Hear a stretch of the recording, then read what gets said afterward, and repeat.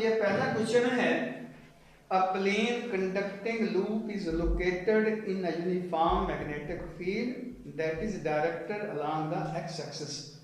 For what orientation of the loop is the flux a maximum?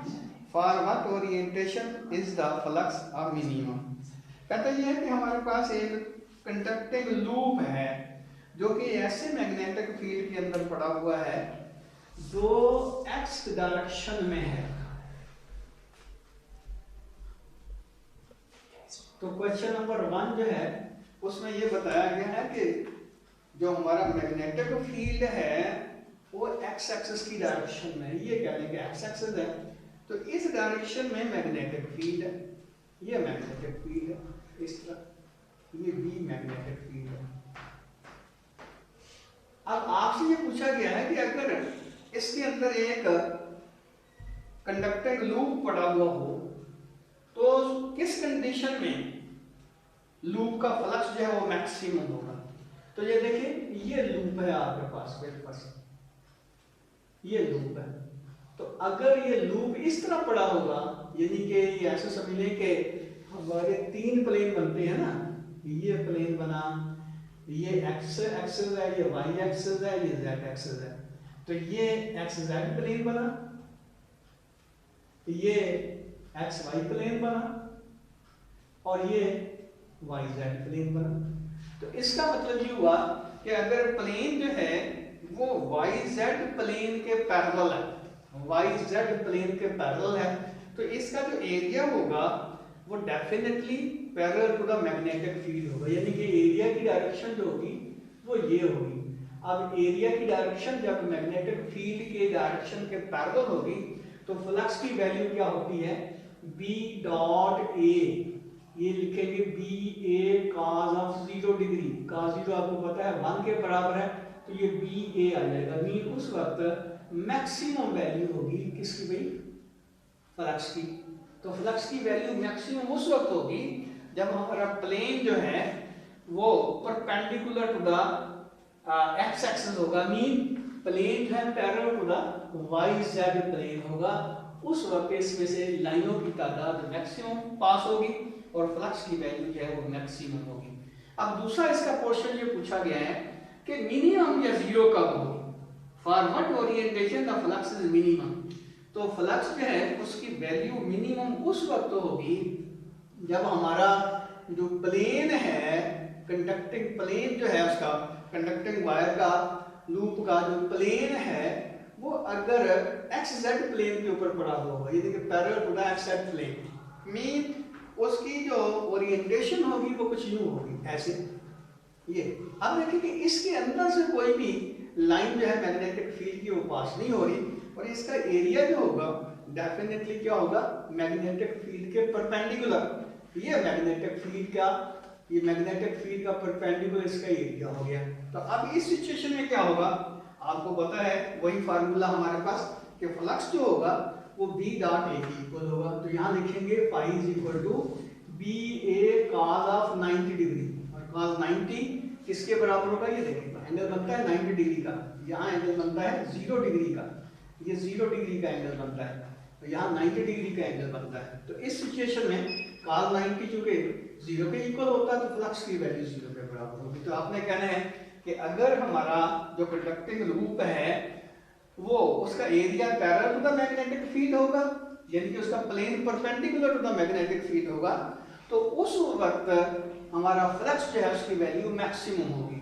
और अगर हमारा जो प्लेन है वो perpendicular to parallel to the magnetic field होगा और उसका area perpendicular to the magnetic field होगा, तो तब जो है इसका फ्लक्स जो है उसकी वैल्यू 0 के बराबर। यहाँ देखिए कोई भी लाइन इसके अंदर से पास नहीं हो रही, यहाँ से मैक्सिमम लाइनें जो हैं इस प्लेन के ऊपर अंदर से पास हो रही। दूसरा क्वेश्चन है, a current in a conductor produces a magnetic field which can be calculated using Ampere's law. Since current is defined as the rate of flow of charge, what can you conclude about the magnetic field due to the stationary charge, what about moving charge. अब ये देखिए इसने खुद ही हवाला दे दिया है ampere law का, ना भी देता तो भी हमें पता था कि एम्पियर लॉ में क्या है कि करंट जो है, मैग्नेटिक फील्ड जो प्रोड्यूस होता है वो करंट के डायरेक्टली प्रोपोर्शनल होता है। ये क्वेश्चन नंबर 2 है। इसमें आपको पता है कि अगर एक कंडक्टर है, उसमें से करंट फ्लो हो रहा है, ये कंडक्टर है, इसमें से करंट फ्लो हो रहा है इस डायरेक्शन में, तो इसके सराउंडिंग में मैग्नेटिक फील्ड बनता है। अब ये जो मैग्नेटिक फील्ड होता है बी, इसकी वैल्यू जो है वो आई के प्रोपोर्शनल होती है। और आई क्या है? आई है rate of flow of electric charges, time rate of flow of electric charges. तो इसका मतलब ये हुआ कि जब आई की वैल्यू 0 के बराबर होगी तो बी की वैल्यू भी 0 होगी, मैग्नेटिक फील्ड की वैल्यू भी 0 होगी। ये देखिए, इसकी सराउंडिंग में जो मैग्नेटिक फील्ड बनता है बी, वो हमने कहा था कि sigma B dot delta L is equal to mu naught I. अब डेल्टा एल जो क्लोज पाथ इसके अराउंड बनता है उसकी वैल्यू तो 0 हो नहीं सकती। इसका मतलब यह है कि बी की वैल्यू जो है वो 0 होगी जब आई की वैल्यू 0 के बराबर होगी। तो ये मेरा ख्याल है इसके मतलब जो है कुछ बातें बताई भी थी। अगर कहें तो मैं दोबारा इसको बता देता हूँ कि ये बी जो है आई के प्रोपोर्शनल इस लिहाज से किस तरह बनता है। ये देखिए, अगर ये हमारा कंडक्टर है और उसके सराउंडिंग में हम एक क्लोज पाथ लेते हैं सर्कुलर फॉर्म में, तो सिचुएशन कुछ यूं है, अगर हम ऊपर से देख रहे हैं तो ये कंडक्टर है आपके पास और इसमें करंट हमारी तरफ आ रहा, और इसकी सराउंडिंग में हम ऐसा एक क्लोज पाथ लेते हैं, मीन इंपेयर्ड लूप लेते हैं जो कि सर्कुलर है और उसका सेंटर जो है ये यहाँ कंडक्टर पे अप्लाई करता है। तो डेफिनेटली इंपेयर्ड लूप जो है वो और मैग्नेटिक फील्ड जो बनता है, कंडक्टर का जो मैग्नेटिक फील्ड बनता है वो एक दूसरे के पैरेलल बन जाएंगे। देखिए, करंट जब हमारी तरफ आ रहा होगा तो मैग्नेटिक फील्ड की डायरेक्शन जो है वो हम राइट हैंड रूल से निकाल सकते हैं और वो एंटी क्लॉकवाइज होगी। अब यहाँ पे देखिए कि ये हमारा पाथ है, एम्पियर लूप जिसको हम कहते हैं, क्लोज पाथ है, और ये मैग्नेटिक फील्ड है। हम इस क्लोज पाथ को स्मॉल लेंथ एलिमेंट में डिवाइड कर देते हैं। अब जब ये देखेंगे जो लेंथ है उसकी वैल्यू वेरी स्मॉल होगी, तो इसका कर्वेचर जो होगा मैग्नेटिक फील्ड लाइन का भी और पाथ का भी वो ना होने के बराबर होगा। इसका मतलब यह होगा कि हर बी और डेल्टा जो है यहाँ भी यहाँ भी यहाँ भी यहाँ भी एक दूसरे का पैरेलल रहेगा। बी डॉट डेल्टा एल जो है हम जानते हैं कि B delta L cos of theta के बराबर होगा according to definition of dot product. तो यहाँ पे जब बी और एल एक दूसरे का पैरेलल होंगे, यानी कि पाथ जो है उसकी डायरेक्शन भी राइट साइड में ले लें और हमारा जो मैग्नेटिक फील्ड बनता है उसकी डायरेक्शन भी वही ले ले, तो ये हर पॉइंट के ऊपर एक दूसरे के दोनों चीजें बी और डेल्टा एल पैरेलल आ जाते हैं। जब ये एक दूसरे के पैरेलल होंगे तो ये आ जाएगा B delta L cos of 0 degree, cos 0 1 के बराबर होगा, तो ये बी डेल्टा एल होगा। अब ये सिर्फ इस एलिमेंट के लिए नहीं, इसके लिए भी, इसके लिए भी, इसके लिए, सभी एलिमेंट्स के लिए ये बी डेल्टा एल की वैल्यू भी आएगी आपके पास। और यहाँ देखिए कि हम कहते हैं कि B dot delta L I, और I vary from 1 to n mu naught I के इक्वल होता है। तो मैं जो बात कह रहा था कि अगर पहले एलिमेंट में ये डेल्टा एल जो है इसको डेल्टा एल 1 कह दें, और याद रखिए ये दोनों मैग्नीट्यूड है, बी भी और डेल्टा एल भी। तो मैग्नीट्यूड जो है वो तो कांस्टेंट रहेगी, क्यों बोला कि इस कंडक्टर से इसका डिस्टेंस जो है वो कांस्टेंट है। अब बी की वैल्यू कांस्टेंट रहेगी, बाकी सारे डेल्टा एल जो है वो जमा कर दें जो कि वेरी हो रहे हैं कहाँ से, 1 से लेकर n तक। ये भी डेल्टा एल, ये भी सारे डेल्टा एल जो जमा कर दें, ये म्यू नॉट आई के बराबर होंगे। लेकिन ये डेल्टा एल अगर जमा करेंगे तो इसका मतलब ये होगा कि पूरा सर्कल बनता है। तो ये पूरा सर्कल जो है उसकी जो लेंथ बनती है वो आपको पता है कि 2 पाई आर के बराबर होगी। तो ये आपके पास आ जाएगा b × 2 pi R is equal to mu naught I. तो यहाँ से हम b की वैल्यू निकाल सकते हैं, mu not over 2 pi I over r. तो ये म्यू नॉट और 2 पाई जो है वो कांस्टेंट प्रोपोर्शनलिटी है यहाँ। तो इसका क्या मतलब हुआ कि b जो है i के प्रोपोर्शनल, ये फार्मूला हमने कहां से निकाला? एम्पियर्स लॉ से। ये ऐसे समझे कि ये एम्पियर लॉ की ही एक फॉर्म है। जब हम पाथ जो है वो क्लोज लेते हैं, close path around the current carrying conductor, इस तरह का उस पाथ जो सर्कुलर है और उसका सेंटर भी कंडक्टर के ऊपर लाई करता है, तो उस सिचुएशन में हम एम्पियर्स लॉ ये इस्तेमाल करेंगे, V = μ0 over 2 pi I over R। अब ये देखिए कि करंट जो है वो उस वक्त होता है जब चार्जेस फ्लो करते हैं, मूव करते हैं। नेट फ्लो अगर जीरो के बराबर हो जाती है तो डेफिनेटली करंट की वैल्यू भी जीरो के बराबर होगी। जब करंट की वैल्यू जीरो होगी तो B की वैल्यू भी जीरो होगी। तो इसलिए हम कहते हैं कि अगर चार्जेस जो है मूव कर रहे हैं कंडक्टर के अंदर से तो फिर करंट एग्जिस्ट करता है। अब करंट एग्जिस्ट करेगा तो जाहिर B की वैल्यू नॉन जीरो होगी। लेकिन अगर करंट एग्जिस्ट नहीं करता, मीन चार्जेस जो मूव नहीं कर रहे, तो करंट की वैल्यू जीरो होगी तो B की वैल्यू भी जीरो होगी। यह काफी बात मेरी समझ आ रही होगी। अगला क्वेश्चन है, describe the change in the magnetic field inside a solenoid carrying a steady current I if A part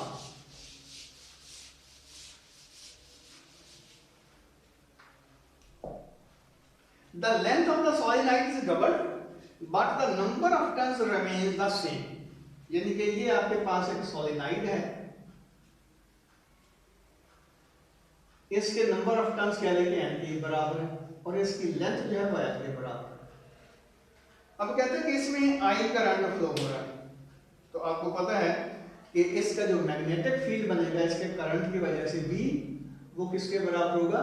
μ0 NI। इसको हम देख सकते हैं μ0 N over L into I। आपको पता है कि number of turn per unit length जो है वो n समान के बराबर होते हैं। अब क्वेश्चन क्या पूछा है, कहता है कि the length of the solenoid is doubled, B dash किसके बराबर हो जाएगा? μ0 N over 2L। यानी कि जो नया लेंथ है वो 2L के इक्वल हुआ। तो इसका क्या मतलब हुआ कि हम कह सकते हैं 1/2 into μ0 N over L into I। तो ये μ0 N over L into I ये तो B के बराबर है। इसका मतलब नई B जो होगी, ये नया मैग्नेटिक फील्ड जो होगा वो पहले मैग्नेटिक फील्ड का हाफ होगा। यानी कि ये कॉइल थी ना, इसको हमने स्ट्रेच कर दिया, खींच दिया, तो इसका क्या मतलब हुआ? और दुगना कर दिया, लेंथ जो दुगना कर दी है, पहले L थी अब इसको खींच के ऐसे समझने के 2L कर दी है। तो डेफिनेटली इसके नंबर ऑफ टर्न्स तो उतने ही रहे, लेकिन लेंथ जो है दुगनी होने की वजह से इसका जो मैग्नेटिक फील्ड है वो वीक हो जाएगा। पहले के मुकाबले में मैग्नेटिक फील्ड की स्ट्रेंथ जो है वो आती रहेगी। अब अगली बात क्या पूछी है उसने, the number of turns is double. Number of turn हमने डबल कर दिए, लेकिन L की वैल्यू जो है, लेंथ की वैल्यू जो है कहता है वो कांस्टेंट रही है। तो क्या होगा? लेंथ की वैल्यू कांस्टेंट है, नंबर ऑफ टर्न हमने डबल कर दिए, तो फार्मूला फिर वही ये वाला, यानी कि ये A पार्ट कह दें, ये B पार्ट है इसका। तो इसमें क्या है, B double dash is equal to μ0, number of turn जो है उनको डबल कर दिया है, 2n लिखेंगे, the number of turn is double और लेंथ की वैल्यू सेम है, तो 2n over L into I आ जाएगा। तो बेटा 2 को कॉमन निकाल लें, बाकी क्या बचेगा? μ0 N over L into I। ये किसके इक्वल है? ये जाहिर है ये B के बराबर है, तो B की जगह उसकी वैल्यू पुट कर दे तो ये B आ जाएगा। तो B डबल डैश जो है वो डबल 2B के बराबर होगा। इसका मतलब ये हुआ कि अगर हम नंबर ऑफ टर्न डबल कर देते हैं, और वो आप समझ सकते हैं कि कैसे हम डबल कर सकते हैं, इसकी 2 लेयर बना दें, पहले सिंगल लेयर थी, अब उसी के ऊपर हमने एक और लेयर चढ़ा दी, तो नंबर ऑफ टर्न जो है उसके डबल हो गए। नंबर ऑफ टर्न डबल हो जाएंगे तो मैग्नेटिक फील्ड की स्ट्रेंथ जो बनेगी वो भी डबल हो जाएगी। अगला क्वेश्चन है, at a given instant a proton moves in the positive x direction in a region where there is a magnetic field in the negative z direction. What is the direction of the magnetic force? Will the proton continue to move in the positive x direction? Explain. Situation क्या है?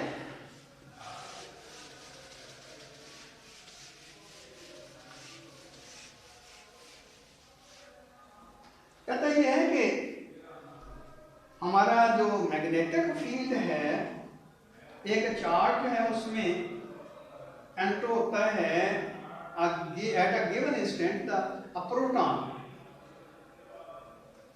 Move in the positive x direction in the region where gravity magnetic field in the negative z direction। ये देखें हम ये reference axis ले लेते हैं, ये x एक्सिस कह लें, ये y एक्सिस कह लें, ये z एक्सिस कह लें। अब मैग्नेटिक फील्ड जो है, अच्छा ये देखिए ये z एक्सिस एक्चुअली इधर यहाँ पे, इसका मतलब मैग्नेटिक फील्ड जो है वो नेगेटिव z एक्सिस की तरफ है। क्या मतलब हुआ कि इसको हम क्रॉस से शो कर सकते हैं, मैग्नेटिक फील्ड की डायरेक्शन हमसे अवे है, नेगेटिव z एक्सिस की तरफ। मैं फिर बताता हूं कि जो z एक्सिस है वो ये है, x axis, y axis, z axis. अब ये z एक्सिस हमारी तरफ है तो नेगेटिव z एक्सिस हमसे अवे होगा। और एक लम्हे के लिए हम देखते हैं तो प्रोटॉन जो है वो एंटर होते हैं, यहाँ पे एंटर होते हैं मैग्नेटिक फील्ड के अंदर, और वो अलोंग एक्स एक्सिस इस डायरेक्शन में हम उनको एंटर करते हैं। ये उनकी वेलोसिटी v के बराबर है प्रोटॉन। इसका मतलब चार्ज जो है q वो पॉजिटिव v के बराबर। अब इसके ऊपर जो फोर्स लगेगी वो हमें पता है, क्या बोला, F is equal to q v cross B, और फोर्स की मैग्नीट्यूड तो होगी यहाँ पे क्यू वी बी के इक्वल, बल्कि ऐसे कह रहे हैं कि एफ की मैग्नीट्यूड जो होगी वी क्यू की जगह ई लिख दें, ये आ जाएगा वी, ये बी, और साइन ऑफ 90 डिग्री, क्यों वी और बी एक दूसरे के परपेंडिकुलर है। वी जो है वो एक्स एक्सिस की जानब है और जो बी है वो नेगेटिव जेड एक्सिस की तरफ, यानी कि ऐसे समझ लें कि अगर ये एक्स एक्सिस है तो z एक्सिस जो होगा प्लेन, जो हमारा ये प्लेन है इसके इनवर्ड है, हमसे अवे है मैग्नेटिक फील्ड की डायरेक्शन, तो दोनों के दरमियान एंगल बनता है 90 डिग्री का, साइन 91 के बराबर होता है। तो ये साइन मैग्नीट्यूड होगी किसकी, जो फोर्स लग रही है प्रोटॉन के ऊपर। इसका मतलब ये हुआ कि इस डायरेक्शन में जब चार्ज प्रोटॉन मूव करेगा तो उसके ऊपर ये डायरेक्शन अपना फोर्स लगेगी। अब इस फोर्स की डायरेक्शन किसका निकालेंगे, ये हमारे पास फार्मूला है v क्रॉस b का, मीन ये क्रॉस प्रोडक्ट है। आपको पता है कि क्रॉस प्रोडक्ट में रिजल्टेंट की जो मैग्नीट्यूड है वो किस तरह डायरेक्शन जो है वो किस तरह निकाली जा सकती है कि क्रॉस प्रोडक्ट में जो पहला वेक्टर आता है उस पे राइट हैंड रखें और दूसरे वेक्टर की तरफ उंगलियां रोटेट करें, तो थंब जो होगा वो एक्चुअली रिजल्टेंट की मैग्नीट्यूड को शो करेगा। तो यहाँ फोर्स की डायरेक्शन अगर आपको निकालनी है तो ये देखिए ये v है, ये b है, फोर्स अपवर्ड लगती है। इसका मतलब ये है कि ये चार्ज पार्टिकल प्रोटॉन जो है इसके ऊपर फोर्स जो है अपवर्ड लगना शुरू हो गई है, तो रिजल्ट क्या निकलेगा, जाहिर है प्रोटॉन जो है वो स्ट्रेट वे तो मूव नहीं करेगा जब उसके ऊपर फोर्स लगेगी, तो इसका मतलब ये कि वो डिफ्लेक्ट हो जाएगा। और किधर डिफ्लेक्ट होगा, ये कौन सा एक्सिस बनता है, पॉजिटिव वाई एक्सिस। इसका मतलब ये हुआ कि प्रोटॉन जो है वो पॉजिटिव वाई एक्सिस की तरफ डिफ्लेक्ट हो जाएंगे। अब आज जो है थोड़ा सा टाइम कम मिला है तैयारी में, हम जो है ज़्यादा खर्च हो गया, तो बाहर इंशाल्लाह कल कोशिश करेंगे कि टाइम पे शुरू कर दें। बाहर अगर कोई क्वेश्चन हो तो आप पूछ सकते हैं, मैं अभी जवाब देने के लिए तैयार हूँ। इसको बंद करते हैं।